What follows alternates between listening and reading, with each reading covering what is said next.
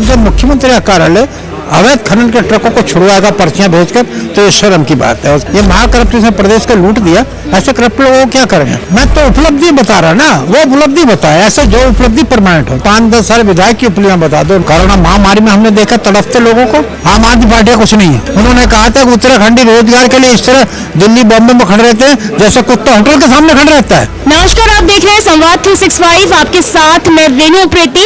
सर्दी के मौसम में भी उत्तराखंड विधानसभा चुनाव 2022 में प्रदेश में चुनावी मौसम काफी गरमाया हुआ है। बाहर बारिश हो रही है और मेरे साथ इस वक्त मैं देहरादून के रायपुर विधानसभा में हूं, जहां पर मेरे साथ कांग्रेस के प्रत्याशी हीरा सिंह बिष्ट जी हैं। बहुत बहुत स्वागत है सर आपका संवाद 365 में।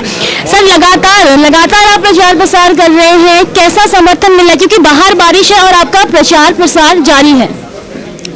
यह चुनाव तो एक चुनौती बनकर के है, संघर्ष करना जीवन का मेरा लक्ष्य रहा है। बारिश हो, तूफान हो, आंधी, उनसे टकराना हमने धरती से सीखा है, तो मुझे कोई ज़्यादा परेशान, लेकिन हाँ थोड़ा व्यवधान बारिश ने डाला है, लेकिन हमने अपना कार्यक्रम जनसंपर्क का नहीं छोड़ा। अभी भी यहाँ नौजवानों में ये डाना लखनऊ गुजरात कृषाली के सारे नौजवान आज इकट्ठे हैं और सब ने एक स्वर से परिवार के सदस्य के रूप में मुझे परिवार का सदस्य मानते हैं, मैं भी इस परिवार का सदस्य मानता हूँ। एक स्वर से समर्थन देने का जो बीड़ा उठाया, निश्चित रूप से मैं समझता हूँ कि इस क्षेत्र में जो यहाँ पर मुझे जोश खरोश दिखाई दिया, जो विचार नौजवानों को दिखाई दिए, इससे लगता है कि रायपुर में ऐतिहासिक जीत मुझे जनता दिलाना चाह रही है। रिकॉर्ड संभवतः बनेगी अगर सब कुछ ठीक ठाक रहा। जो जोश खरोश है, मैं तो इनका बहुत आभारी हूँ यहाँ पर कि यहाँ के नौजवानों में इस चुनाव को लेकर, और विशेषकर मुझे वो परिवार का सदस्य हूँ मैं, उसी तरह से मानते हैं सब लोग। आपसी मतभेद भूल के कोई राजनीतिक नहीं,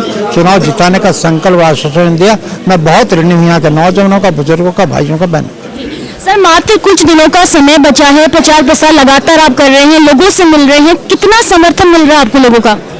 मुझे पूरा समय नहीं मिला, चूंकि डोवेला की तैयारी में था, पर यहाँ से दिया। अब चूंकि यहाँ मेरा परिवार है, पार्टी ने भी, हाईकमान ने भी यही कहा कि तुम वहाँ के ब्लॉक में रहे, तुम्हारा गांव वहीं पे, तुम क्षेत्र में पढ़े लिखे हो, इसलिए तुम्हें ज़्यादा परेशानी नहीं होगी।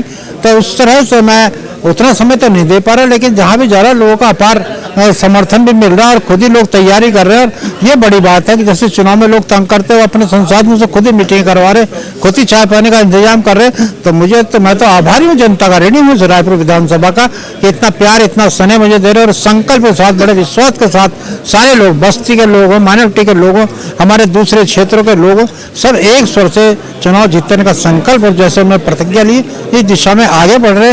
उन्हें क्योंकि यहाँ निराशा मिली, हताशा मिली, जो विधायक थे कुछ नहीं किया, लड़ने भिड़ने के अलावा कुछ नहीं किया, तो वो इस बात को भी जनता देख रहे। मैंने क्षेत्र की पहचान बनाने का काम की, राज्य स्तर पर, राष्ट्रीय स्तर पर। कांग्रेस ने आपको प्रत्याशी के तौर पर चुना है रायपुर विधानसभा से, अगर आप क्षेत्र में जाते हैं तो किन मुद्दों को लेकर आप जा रहे हैं? मैं तो क्षेत्र में इन्हीं मुद्दों को लेकर जा रहा कि हमको विधायक बनने का मौका मिला, 10 साल और मंत्री बनने का, हमने क्षेत्र में पहचान बनाने को ये काम की फेरत में गिनाता हूँ। और आप 5-10 साल विधायक की उपलब्धियां बता दो, नाली सड़क तो प्रधान भी बनाते हैं, मेंबर नगर पालिका भी बनाते हैं, लेकिन बड़ा काम जिससे क्षेत्र की पहचान बने वो बताओ ना, क्या किया? मैं जो बता रहा हूँ क्षेत्र की पहचान के लिए क्या क्या यूपी में विधायक था, रायपुर में स्टेडियम स्वीकृत कराया था, जब राज्य बना, हमारी सरकार बनी, वो भव्य स्टेडियम वहाँ पर बनाया जो देश के 2-3 स्टेडियमों में है। नाम हुआ कि हमारा उत्तराखंड का स्टेडियम कहाँ है कि रायपुर में है। हमारा राजीव गांधी महाविद्यालय कहाँ है कि रायपुर में तौबन रोड पर है, जहाँ 6 से 12 तक CBSE पैटर्न की निःशुल्क शिक्षा दी, निःशुल्क। ये भी मैंने कराया, पहला टाइम है कि हिंदुस्तान के इतिहास में कोई निःशुल्क CBSE पैटर्न पर इंटर क्लासेस तक की शिक्षा हो, वो केवल उत्तराखंड में मैंने अपने विधानसभा क्षेत्र में कराई। वो है तौबन नाला पानी में स्कूल बनाया। यहाँ पर हमने गुजरात में IIT है, नाला पानी में पॉलिटेक्निक है। यहाँ हर क्षेत्र में खेल के मैदान है, यहाँ पर राजीव गांधी छोटा सा जितनी जगह थी खेल का मैदान है यहाँ पर। और इस क्षेत्र की पहचान के लिए कि ये जमीनें लोग बेचे ना, ये सार्वजनिक संपत्ति है, सार्वजनिक उपयोग में रहनी चाहिए, इसलिए डांडा लखनऊ में स्वास्थ्य निदेशालय खोला 40,000 बीघा में, आमवाला तरला में शिक्षा का निदेशालय डायरेक्टरेट खोली, PRD का ऑफिस वहाँ पर है, NCC का वहाँ ऑफिस है, हाई स्कूल इंटर कॉलेज वहाँ पर है, गुजरात में इंटर कॉलेज है, आमवाला में इंटर कॉलेज है, मालदेवता में इंटर कॉलेज है।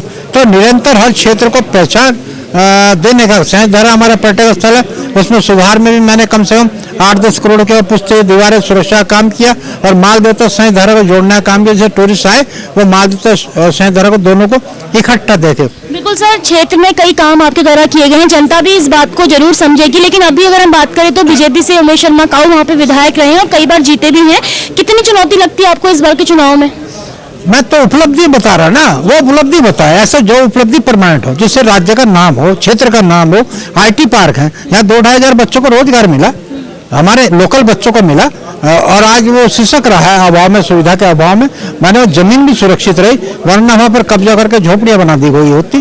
तो हमने इतना बड़ा काम IT पार्क का, हम कह सकते हैं कि सैंधरा रोड पर डांडाखोंड में जब क्षेत्र का भी नाम जुड़ा, गांव का भी नाम जुड़ा, वो पीड़ा मेरे दिल में थी। मैंने क्षेत्र की पहचान देने का काम किया। हलंगा खलिंगा स्मारक कहाँ पे, हम कहते हैं नालापन में, जहाँ 1814 में अंग्रेजों का और गोरखों का युद्ध हुआ था, जिसमें 2 बार अंग्रेज परास्त हुए, जनरल जिले से मारा गया था, जिससे स्मारक सैंधरा रोड पर बने। वहाँ पक्की सड़क फॉरेस्ट से परमिशन है भारत सरकार से, वहाँ स्मारक एक बना है। ऐतिहासिक काम हमने किए ना, हमने कोई ऐसा नहीं कि कब्जा कर लो, लूट लो, पैसे ले लो, ये नहीं। जो शहर के दोनों तरफ बिंदाल रिस्पना नदी पर दोनों तरफ पुस्तेल बनाए, सुरक्षा की, बाढ़ सुरक्षा, जो बसे तो बस्तियां पुराने लोग हैं, वहाँ पर 6 पुल मेरे टाइम के बने हुए हैं जब मैं विधायक देहरादून शहर से था। तो उस लोगों को बचाने के लिए काम किया हमने। किसानों को, मजदूरों को वो काम किया हमने पूरे प्रदेश। मैं तो क्षेत्र की बात कर रहा, प्रदेश की गिनूंगा तो फिर हर जगह पूरे प्रदेश के जिलों में हमने IT पॉलिटेक्निक खोले। वो तभी के खुले, कोई पॉलिटेक्निक उसके बाद निकले, कोई IT नहीं। इंजीनियरिंग कॉलेज पौड़ी में बना, इंजीनियरिंग कॉलेज 2008 में बना। ये हमारी पहचान थी। हर क्षेत्र को, हर राजधानी को, जिलों के देहरादून राजधानी ISBT जोड़ा, ISBT बनाया जो हमने बस अड्डा, उससे जोड़ा। और बस सेवाएं दी रेगुलर, नई बसें, और नई बसें देहरादून से फिर हमने शिमला, आज भी चल रही गुजरात से रात्रि बस सेवा है। और बस सेवा दी हमने चंडीगढ़, पंजाब, जयपुर और लखनऊ, यहाँ पर रात्रि बस सेवा, दिन की बस सेवा, वॉल्वो बस सेवाएं दी जो आधुनिकतम लेटेस्ट टेक्नोलॉजी की बस थी, वो हमने दी। हमने तो ये काम किया। मजदूरों के लिए जो आरक्षण शेड्यूल बना, 70% आरक्षण मैंने कराया कि नहीं, उत्तराखंड के बच्चों को, लड़के लड़के रोजगार मिलेगा, इसलिए हम दे रहे। तो उस समय 3.5 लाख लोगों को उत्तराखंड में रोजगार मिला शेड्यूल के स्थान में। सेलाकुई में, देहरादून में लाल तब पड़ता, जैसे IT पार्क बना, इसी तरह के थे। तो ये काम पूरे प्रदेश क्षेत्र की पहचान बनाई। गांव की सड़कें, जैसे कृषाली, काला गांव, सैंधरा रोड को जोड़ने की बात हो, चाहे धोरण की सड़क हो, ये धोरण पर राजपुर जाने का पुल हो, मैं तो कह सकता हूँ कि मैंने जनहित के काम किए हैं। व्यक्तिगत जनहित के आपने काम किए, जन सेवा आपने की है सर। अगर आप विधायक बनते हैं, कांग्रेस का हाथ का साथ देते हैं लोग, तो क्या कुछ नए काम जो आपको लगता है अभी तक क्षेत्र में नहीं हुए, वो किए जाने चाहिए आपके द्वारा? सबसे बड़ी आवश्यकता स्वरोजगार की है, सबसे बड़ी आवश्यकता है स्वास्थ्य की। अच्छे अस्पताल हो, लेटेस्ट, जो कोरोना महामारी में हमने देखा तड़पते लोगों को, ऑक्सीजन नहीं मिली, दूसरे वेंटिलेटर नहीं मिल पाए, एम्बुलेंस नहीं मिल पाई, वो तड़पना ना पड़े, भगवान न करे बीमारी दोबारा है। तो इस तरह से स्वास्थ्य की सेवाएं हैं। रोजगार प्रायोरिटी पर है। जो रोजगार हमारे बंद हुए उनको दोबारा पुनर्स्थापित। दुर्भाग्य ये कि प्राइवेटाइजेशन की लहर में हमारा सर्वे इंडिया, हमारे डिफेंस के 4 खर रायपुर के, वो परमानेंट की चपेट में आ गया। हमारा FRI जो एशिया का सबसे बड़ा रिसर्च सेंटर है, वो चपेट में आ गया। हमारे ONGC चपेट में आ गया, जहाँ हजारों लोगों को प्रतिवर्ष नौकरियां मिलती थी। उत्तराखंड में गौर गरिमा में गाथा करते थे इंस्टीट्यूट, वो प्राइवेट हो गए दुर्भाग्य से। इसलिए रोजगार हमारे ठप को, उनको सर्जन करना, पुनर्जीवित करेंगे या उस जमीन का उपयोग करेंगे। हालांकि कंपनी को दे दी गई भारत सरकार ने, ये दुर्भाग्यपूर्ण हमारा है। तो हम रोजगार की दिशा में किसानों को छोटे उपज करते हैं, पहाड़ों से प्लान रुकना चाहिए। हमारा परिवहन की चरमरते व्यवस्था हो गई है, वो मिलना चाहिए। जो हमारी सस्ती शिक्षा है, टेक्निकल शिक्षा, वो बढ़नी चाहिए। जो टेक्नोलॉजी हमने बनाई थी, दुर्भाग्य है कि 500 में आज तक रजिस्ट्रार और VC परमानेंट नहीं आता, सब दिहाड़ी पर आ रहे हैं। हमने हर्रावाला में आयुर्वेद कॉलेज बनाया, उसके रजिस्ट्रार करप्शन में पकड़ा गया, और दुर्भाग्य ही पकड़ा गया, करोड़ों रुपया उसने खा लिए। उसका 6 महीने में जमानत हो रही, फिर उसको मुख्यमंत्री चिट्ठी जाती है कि इसको रजिस्टर्ड कर दे। वो तो VC ने रोका, मैंने फोन किया। ये महाकरप्ट ने प्रदेश को लूट दिया, ऐसे करप्ट लोगों को क्या करेंगे? अब जब मुख्यमंत्री का कार्यालय अवैध खनन के ट्रकों को छुड़वाएगा पर्चियां भेजकर, तो ये शर्म की बात है। उसका पीआर ये करेगा, ये दुखद अध्याय है यहाँ पर। जी, अभी कुछ दिनों पहले, 2-3 दिन पहले कांग्रेस की राष्ट्रीय महासचिव प्रियंका गांधी आई थी देहरादून में। एक घोषणा पत्र उन्होंने जारी किया जिसमें महिलाओं को लेकर कई तरह की बातें और काफी अच्छी उपलब्धियां भी उन्होंने दिखा रखी हैं। अगर वो आते हैं तो ये काम करेंगे। सर, आप क्या कहेंगे इसको लेकर, घोषणा पत्र को लेकर कांग्रेस की तरफ से? कांग्रेस का घोषणा पत्र बहुत व्यापक है। जैसे गैस महंगाई से मार रहे, तो हम गैस के दाम केवल कंज्यूमर को 500 रुपए से ज्यादा अगर होगा तो सरकार वहन करेगी उस खर्चे को, उस कंज्यूमर के ऊपर नहीं डालेंगे। वो सबसे बड़ी मार रसोई में यही होती है, खाने पीने की चीज़ों का है। जो हमारे स्वरोजगार है, रोजगार महिलाओं को प्रायोरिटी देंगे। जो रोजगार है उसमें 40% महिलाओं का आरक्षण, क्योंकि अब बच्चे लड़के पढ़ लिख के बड़े हो गए तो उनको भी रोजगार में हिस्सेदारी सुनिश्चित करेंगे। जो हमारे लोकायुक्त, हम तो लोकायुक्त की स्थापना करें जिससे ईमानदारी से काम है। हीरा सिंह भी बेईमानी कर रहा, कहीं तो पकड़ा तो जाऊं। जो इन्होंने घोषणा की थी लेकिन किया कुछ नहीं ना, एक भी रोजगार देने की जगह रोजगार छीने हैं, दिया नहीं है। आज सब तड़प रहे, हमारी बड़े बड़े कंपनी यहाँ आ रही लेकिन मिला नहीं। निश्चित रूप से हमारा कार्यक्रम स्वरोजगार देने का है। स्वरोजगार रोजगार गवर्नमेंट के 50,000 पद खाली है यहाँ, उसमें रेगुलर वैकेंसी क्यों नहीं होती? हमारे उत्तराखंड का कोई तो नौजवान बच्चा होगा और ये ठेकेदारी प्रथा को बंद करेंगे। जो अपने के थ्रू भेज रहे बच्चों का भविष्य अंधेरे में, 15 साल 18 साल 12 साल हो गए, उनको रेगुलर नहीं किया जा रहा। हाई कोर्ट आदेश करता है कि समान कार्य का समान वेतन दो। सरकार ने पता नहीं मैंने क्यों नहीं अध्ययन करते कि सुप्रीम कोर्ट चले गए कि हम इनका वेतन नहीं बढ़ा। बताओ, अपने कर्मचारी का जो हमारे हाथ पैर है उनका वेतन नहीं बढ़ा, ये कौन सी बात हुई? हाई कोर्ट कह रहा है। हाई कोर्ट सरकार को तो बढ़ना चाहिए ना, अगर कर्मचारी चाहते हैं। उनकी पेंशन बंद कर दी, बुढ़ापे का सहारा हमारे, ये कौन चीज हुआ? वो पेंशन दिलवाएंगे, 3 ग्रेड पे दिलवाएंगे। पुलिस परिवार जो धक्के खा रहे सड़कों पर, महिलाएं बच्चों को ले लेकर उनको ग्रेड पे दिलवाएंगे, उनका वाजिब अधिकार है। और कोरोना पीरियड में मारे गए लोग जो पीड़ित हुए, निश्चित रूप से उनको आर्थिक सहायता देकर उन्हें संवरने का काम करेंगे। वो अपने पैरों पर खड़ा है, इसलिए रोजगार है, स्वरोजगार, ये स्वरोजगार है। जो पहाड़ों से पलायन हो रहा है वो रुके, उनको वहाँ सुविधा मिले। अस्पताल के, तकनीकी शिक्षा का एक ITI पॉलिटेक्निक खुला, जो हमने खोले थे वही यहाँ। उत्तराखंड में ना आम आदमी पार्टी भी आ चुकी है, लगातार प्रचार प्रसार कर रही है और दावे कर रही है अपनी जीत के। आपको क्या लगता है आम आदमी पार्टी को लेकर? आम आदमी पार्टी कुछ नहीं है।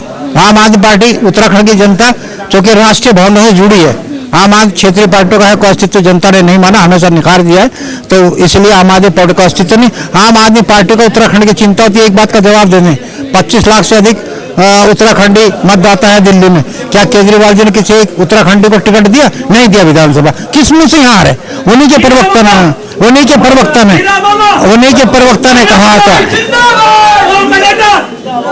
प्रवक्ता ने कहा था, बड़ी शर्म आई उस समय उसको, हालांकि उन्होंने हटा दिया। उन्होंने कहा था कि उत्तराखंडी रोजगार के लिए इस तरह दिल्ली बॉम्बे में खड़े रहते हैं जैसे कुत्ता होटल के सामने खड़ा रहता है। यह आम आदमी पार्टी का धर्म क्या? यह तुलना की उत्तराखंडियों से कुत्ते की हत्या नदी। जो उत्तराखंडी शान शौकत देश की रक्षा करता है, सैनिकों से देश की रक्षा में अपनी जीवन न्यौछावर करता है, जान दल करे, भाई बहने हमारे शहादत दी, गोलियां खाई सीने में, वहां की जनता को आम आदमी पार्टी क्यों वोट देगा? यहाँ बताइए ना। केजरीवाल भी जुमले बहुत है, जैसे देश के बड़े नेता दूसरे करते हैं जुमलेबाजी, धरातल पर कुछ नहीं है। इसलिए मैं उसकी चिंता नहीं, ये केवल एजेंट के रूप में ओबीसी है, दूसरी बड़ी पार्टी के एजेंट के रूप में काम, वोट कटाऊ पार्टी और कुछ नहीं इनका। चलिए सर, आखिरी सवाल आपसे, आप अपनी जीत को लेकर कितने आश्वस्त हैं रायपुर विधानसभा से? मैं जो जनता का, नौजवानों का जोश देख रहा, बुजुर्गों का आशीर्वाद मिल रहा, किसान मजदूर सब एक है, महिलाओं का जोश देख रहा हूँ, तो मुझे तो 100% आशा है कि यहाँ जीत नहीं बल्कि यही जोश बना रहेगा। तो ईश्वर करेगा तो ऐतिहासिक रिकॉर्ड से इस रायपुर से जनता मुझको जीता, ऐतिहासिक रिकॉर्ड बनेगा इसका, ये मैं अपेक्षा कर रहा हूँ। धन्यवाद हीरा सिंह बिष्ट जी हमसे बातचीत करने के लिए। तो ये था हमारे साथ हीरा सिंह बिष्ट जी, जो देहरादून की रायपुर विधानसभा से प्रत्याशी है कांग्रेस के, और लगातार जनसंपर्क कर रहे हैं, प्रचार प्रसार कर रहे हैं। बाहर बारिश हो रही लेकिन इनका प्रचार प्रसार जारी है। अब 14 फरवरी को मतदान होगा, 10 मार्च को नतीजे आएंगे। तब तक ऐसी ही खबरों को देखने के लिए संवाद 365 के साथ बने रहिए। मैं रेणु प्रीति, मेरे कैमरा पर्सन विकेश शाह के साथ।